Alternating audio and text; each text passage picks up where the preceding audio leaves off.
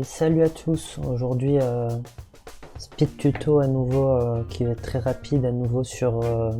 en ajoutant un modifieur, du coup celui de temps à une figure basique qui est le finger pass.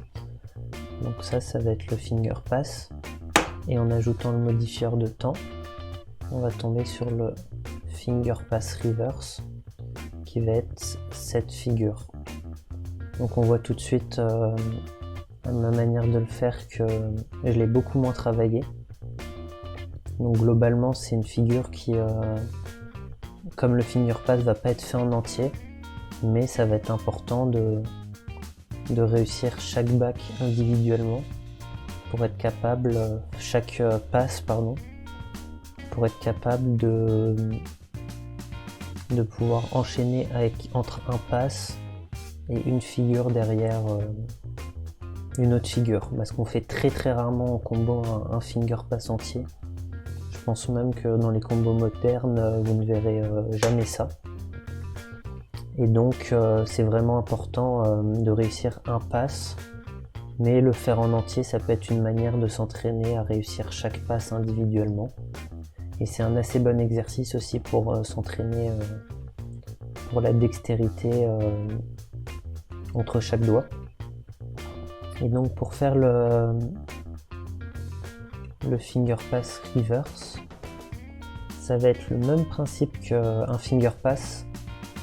mais en fonctionnement contraire. C'est-à-dire que au lieu de faire quand on est ici, par exemple, on va partir d'ici, au lieu de faire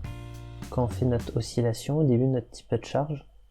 et ben on va pas lever notre index comme ça pour pouvoir le chercher.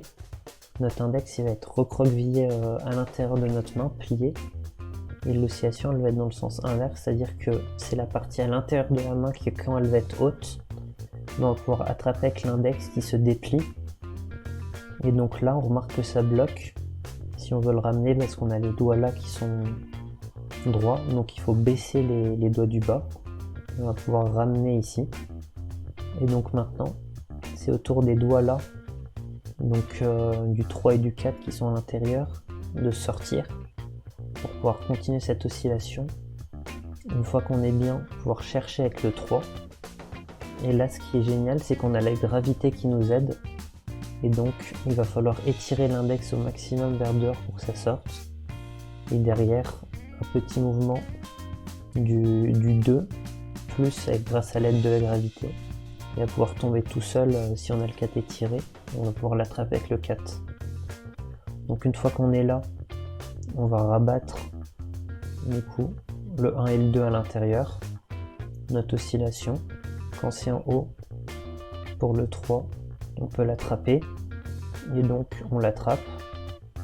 et directement avec le 3, on était sur notre lancée d'aller là, et on va aller chercher le plus loin possible vers l'arrière pour pouvoir faire l'oscillation nécessaire et que le mode monte, pour pouvoir ensuite l'attraper avec le 1 qui va faire pareil, aller le plus loin possible pour que le mode puisse aller là. En même temps, du coup qu'on attrape et qu'on lève, on ramène le 3 et le 4 pour